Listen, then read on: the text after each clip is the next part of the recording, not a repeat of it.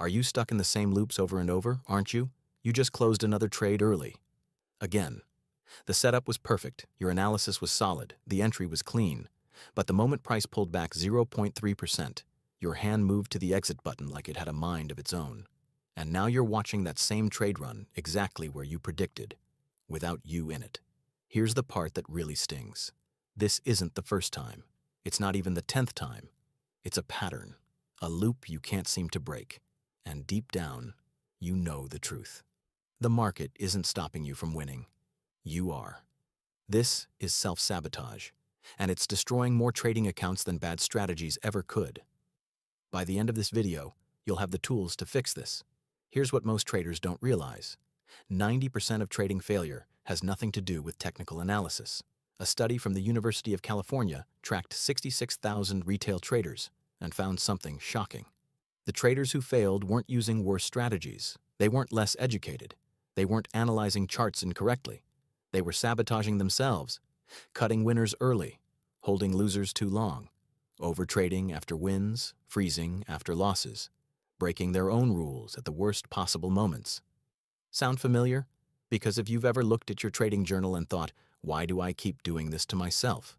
You're not alone. But here's the difference between you and the 95% who quit. You're still here. You're still searching. And that means you're ready to understand what's really happening inside your skull when you self-sabotage. Because once you see it, you can fix it. The mirror effect. Your trades are showing you something. Let me ask you something uncomfortable. When you cut that winner early, what were you really afraid of? Was it the loss, or was it being wrong? When you held that loser until it destroyed your weekly gains, what were you really hoping for? Was it a reversal? Or was it avoiding the admission that you made a mistake? The market doesn't just test your strategy, it reveals your psychology. Every trade you take is a mirror, and what it shows you isn't always pretty. Research from MIT revealed something fascinating about trader behavior. When participants were asked to hold positions that went against them, their brains showed activity patterns identical to physical threat responses. Heart rate spiking, cortisol flooding, fight or flight activation. Your brain literally treats a losing trade the same way it would treat a predator attack. That's not a personality flaw, that's biology. But here's where it gets interesting. This is where the game-changing difference emerges. The traders who overcame this response didn't eliminate the fear.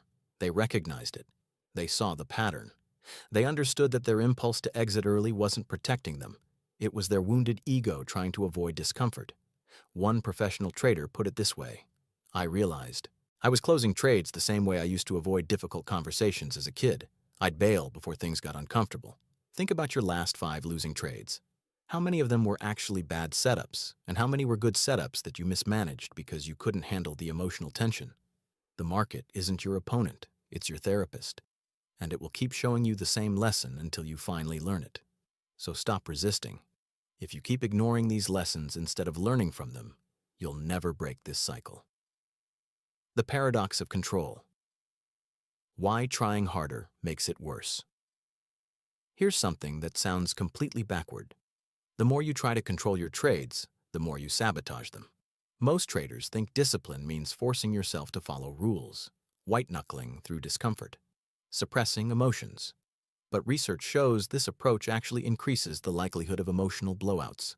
Psychologists call it ironic process theory. When you try to suppress a thought, you make it stronger. Tell yourself, don't think about elephants, and guess what floods your mind? Same thing happens in trading. Don't overtrade, don't overtrade, don't overtrade. And then what do you do after 3 losses in a row? You overtrade. So you need to stop making this an obsession. It's only hurting you. Professional trading firms discovered this years ago. They don't teach traders to suppress emotions. They teach them to observe emotions. There's a difference. Suppression is resistance.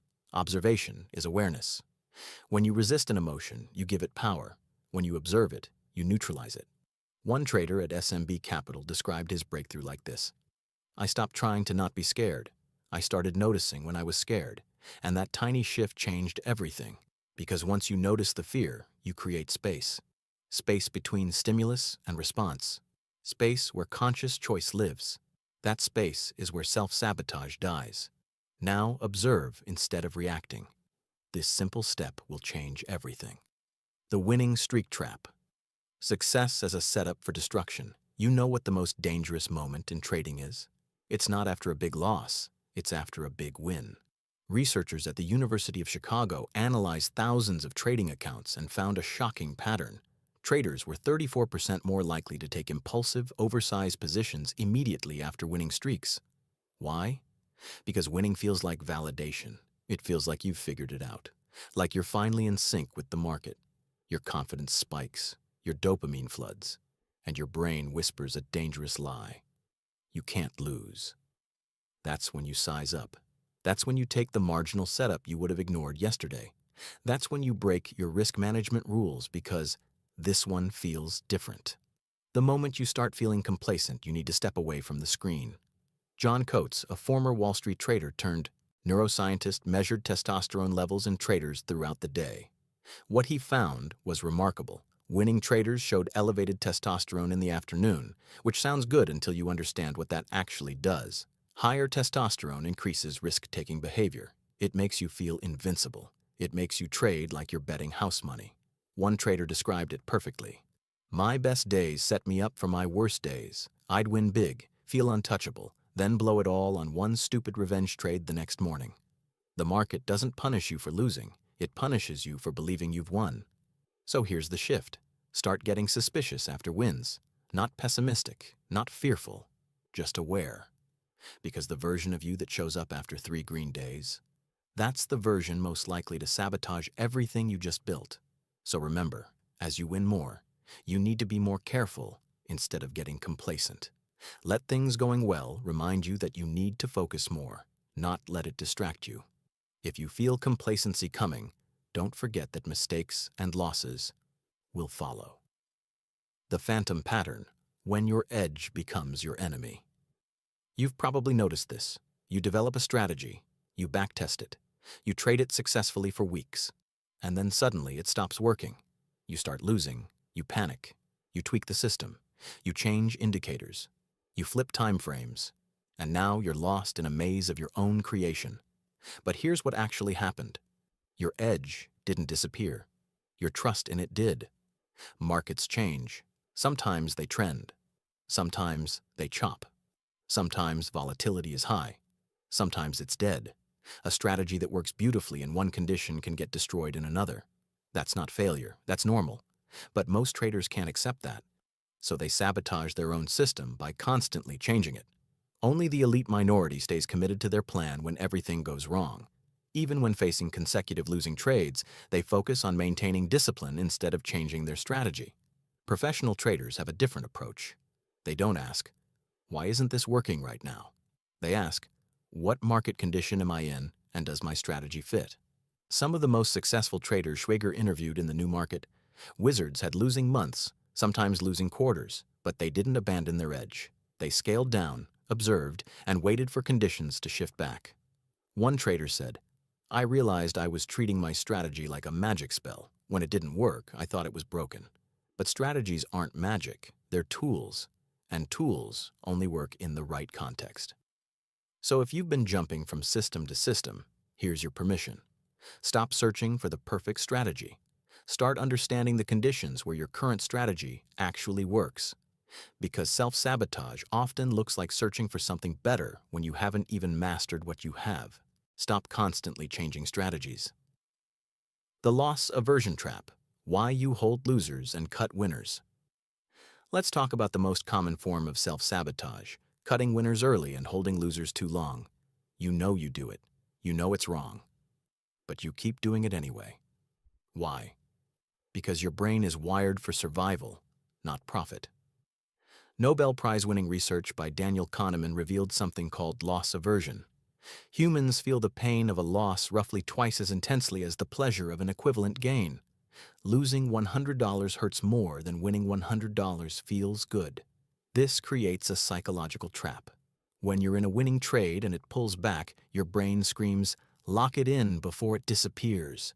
When you're in a losing trade and it moves against you, your brain whispers, "Maybe it'll come back. Just hold a little longer." This isn't a personality flaw. This is evolutionary programming. Your ancestors survived by avoiding loss more than pursuing gain. But in trading, that same instinct destroys you. One professional trader described his breakthrough: "I stopped trying to fight loss aversion. I just acknowledged it. Every time I felt the urge to close a winner early, I'd say out loud, 'That's loss aversion talking.' And that tiny bit of awareness gave me the power to not act on it." Here's the shift. Your emotions aren't the enemy. They're information. Fear tells you where you're vulnerable. Greed tells you where you're overconfident. Frustration tells you where you're attached to outcomes. The traders who win aren't emotionless robots. They're deeply self-aware humans who've learned to translate emotional signals into conscious decisions. The perfectionism disease, when high standards become self-sabotage. You wait for the perfect setup. You analyze every detail. You double-check your confluences. You wait for 5 confirmations before entering. And then the trade runs without you. Again, perfectionism sounds like discipline, but in trading it's often just fear disguised as standards. Because here's the truth. There is no perfect trade. There's only probability. And while you're waiting for absolute certainty, traders with lower standards are taking profitable trades with 60% probability setups. Research shows that perfectionistic traders actually perform worse than those with realistic standards. Why? Because perfectionism creates analysis paralysis. You're so afraid of being wrong that you become incapable of being right. You can't move. You can't decide. You just watch. You regret it. And that pushes you to make mistakes on your next trade. You're living the same loops over and over. One trader described it this way: "I realized I wasn't being disciplined. I was being a coward. I was hiding behind perfect setups to avoid the discomfort of execution." The antidote? Good enough is good enough. Professional traders don't wait for 5-star setups. They take 3-star setups with proper risk management. They understand that edge comes from consistency, not perfection. So if you've been telling yourself you're just being selective, ask honestly, are you being selective or are you being scared? Because there's a difference. Selective traders have criteria and execute when criteria are met. Scared traders move the goalposts every time opportunity appears. They find excuses not to evaluate positions. There is no perfect position. There are only probabilities. The comparison poison. Trading.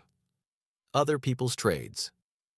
You see someone post a massive win, 200% gain, perfect entry, perfect exit, and suddenly your steady 5% weekly gains feel like failure. So you start chasing. You take bigger risks. You look for home runs instead of base hits, and you blow up your account trying to become someone you're not.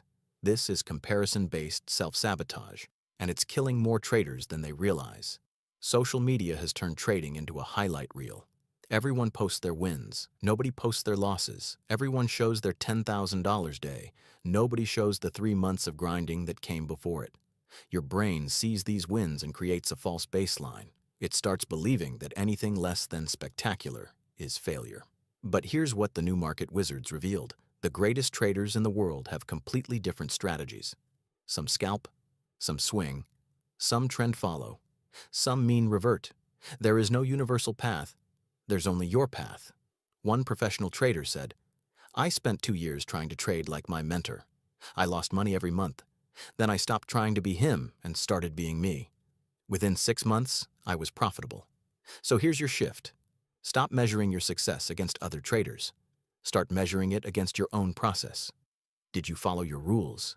Did you manage risk properly? Did you execute without emotional interference? That's the real scoreboard, not someone else's P&L, yours. And if you can make that shift, something remarkable happens. You stop sabotaging yourself trying to be someone else. You start building yourself into someone the market can't break. Stop letting social media influence you. If you can't stop being influenced, stop using it. It's sabotaging you too. The revenge trading. Death spiral. When emotion becomes strategy. You take a loss. It stings. But you tell yourself it's fine. Part of the game. Then you take another loss. Now you're frustrated. You start questioning your edge. You take a third loss. And something inside you snaps. The alarm bells are ringing. Even though you've only lost 3 trades in a row, you're throwing your plan out the window. Suddenly, you're not trading your plan anymore. You're trading your pain. You're trying to win back what you lost. You size up. You take marginal setups, you ignore your rules, and you turn a manageable loss into a catastrophic one. The market wanted to take your psychology from you, and it succeeded. You dismissed your plan again. This is revenge trading, and it's the fastest way to destroy an account. Neuroscience explains exactly why this happens. When you experience consecutive losses, your amygdala, the fear center of your brain, becomes hyperactive. Meanwhile, your prefrontal cortex, responsible for rational decision-making, becomes suppressed. Translation: losing repeatedly makes you dumber and more emotional. One professional trader described his lowest moment. I lost $3,000 on 3 bad trades. Then I revenge traded myself into a $15,000 hole trying to get it back. The market didn't do that to me. I did it to myself. The solution isn't to avoid losses. It's to have a circuit breaker, a rule that says, after 2 consecutive losses, you stop, you walk away, you reset. Because the version of you that shows up after 2 losses isn't capable of making good decisions. You're not trading your strategy anymore. You're trading your ego, and your ego will get you killed. So here's your new rule. 2 strikes, and you're out. Not out of trading forever. Out for the day. Out until you've processed the emotion and returned to baseline. Because the traders who survive aren't the ones who never lose. They're the ones who stop themselves before a small loss becomes a terminal one. They're the ones who aren't slaves to their emotions. They're the ones who know how to digest losses. The isolation trap. Suffering alone. In silence. You blow up another trade. You break your rules again. You feel like a failure. And you don't tell anyone. Because admitting it feels like weakness. So you suffer in silence. You carry the shame. You convince yourself you're the only one struggling. But here's the truth. Every trader has been exactly where you are. The pros, the legends, the wizards. Every single one of them has sat in front of a screen feeling like an imposter. Feeling like they don't belong. Feeling like they're one bad trade away from quitting forever. The difference? They talked about it. They found mentors. They joined communities. They stopped pretending to have it all figured out. They didn't act like they knew everything. They weren't afraid to ask for help, to seek guidance. Instead of running away, instead of pretending it didn't exist, they created solutions. One trader described his breakthrough. I spent 3 years losing in silence, too proud to admit I was struggling. Then I joined a trading group and realized everyone was fighting the same demons. That vulnerability saved my career. This is crucial. Self-sabotage thrives in isolation. When you're alone with your failures, your brain tells you stories. Stories about how you're uniquely broken, how everyone else has it figured out, how you're just not cut out for this. But the moment you share your struggle, those stories lose power. You realize you're not broken, you're just human, and humans need community. So here's your challenge. Find one person, a mentor, a peer, a community, someone you can be honest with about your struggles. Because the traders who make it aren't the ones who never struggle. They're the ones who refuse to struggle alone. This isn't an easy path. Walking it alone isn't impossible, but it's hard. The identity shift, from self-saboteur to self-sovereign. Let's bring this full circle.